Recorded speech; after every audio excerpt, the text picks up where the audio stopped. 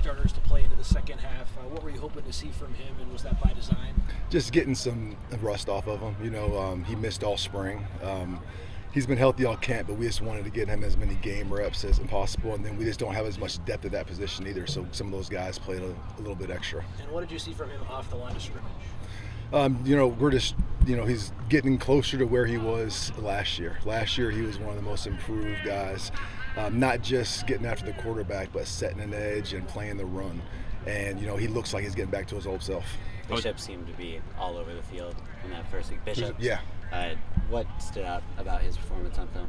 He's picked up the defense fast. To be doing something completely different your entire career and come and learn this in one off season's hard, and he's done an outstanding job, and he did a lot of the stuff that we've been seeing him do in practice.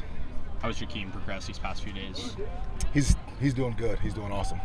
With Matai, he made some plays late in the game. How close is he to carving out a role maybe when the game's a little closer? Matai does a lot of good things, and he just needs more reps in the scheme as far as just communication, just always knowing what he has. But we'll always have a handful of calls each game that we know that he can do, and when he's out there on the field, he plays fast. He makes mistakes, but he makes them full speed, which I love. What does he do maybe naturally well? He just has a natural knack for the ball. Whether it's tackling the ball carrier, whether it's attacking the ball in air, whether it's attacking the ball off a back, he just has a natural knack to get after the ball. Talk about depth. Braylon Shelby looked like he was very comfortable in that first game. How is he giving you flexibility on the depth side? He's getting better and better and better, and we feel like, on the edge we have 4 guys who we consider starters. Between Shelby, Anthony, and Cam right there, like all those guys can go in there and operate at the same level. Who really popped out of that cornerbacks group, and how do you think they benefited from all that competition during fall camp? I thought D-Nick played well. I thought all of them did good things, and it's still a very tight competition. I think the more reps we can get all those guys in actual games, the better. Were you happy with the pressure you generated rushing 4? That was the big question you had last week. We did better, but that's something that's going to be, every single week. It's going to be a different offensive line, a different way to attack them, different pass rush plan, and it's something that you have to keep on improving on and building off of each week. What did you make of Christian Pierce's first ever start on defense? I was super impressed. He's a guy that, again, has improved a lot. He's always, as far as what he does on the field, he's always done since I've been here, but just mentally he's grown a lot. He's one of the guys that we really trust out there on the field. How did Desmond handle all the kind of communication stuff and responsibilities playing there in the middle? He did good. He communicated great. We had no issues with him in the game, setting the front, talking to the DBs, inside backers. He's a mature kid, and I was impressed by him. Jakeem hasn't played a lot of football games over the last several years. Can you tell he's sort of eager to get out there? He's very eager, and we can't wait for him to get out there. Where is he maybe taking the biggest strides since he first came to you guys? For him, everything was just brand new. So, he's kind of like Matai, where when he's out there, he'll mess up a lot of things, but he does it all at full speed, which as long as you're doing it like that, we can work with. And all throughout camp and spring, he just got better and better and better, and he has a really high football IQ. And for being a incoming freshman, he's one of our smartest guys up front.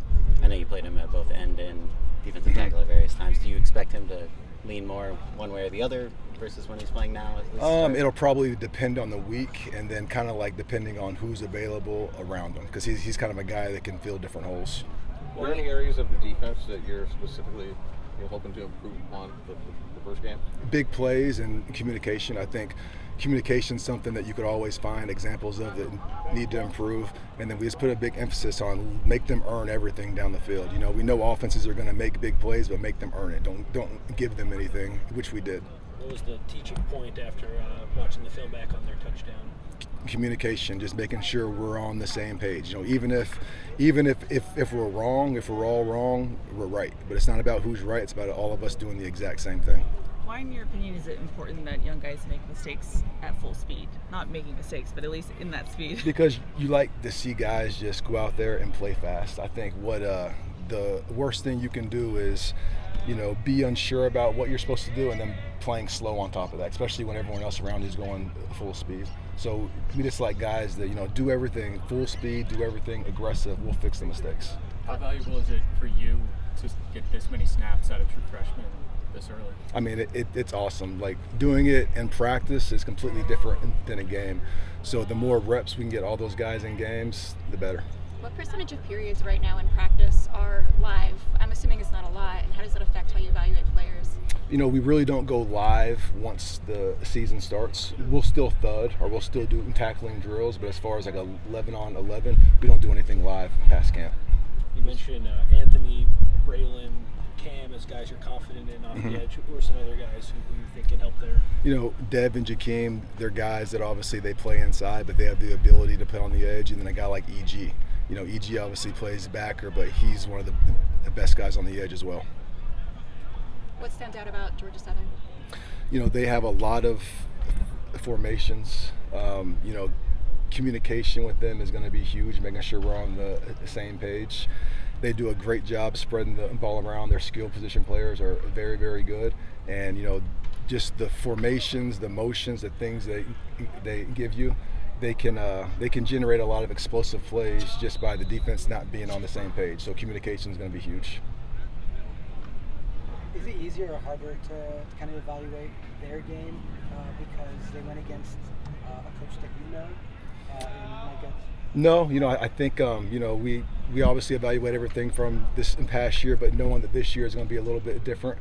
But you know, each team, there's always things that are similar to what we do, then there's some things that are a little bit different, and we have to try to pick and choose what we think we're going to get.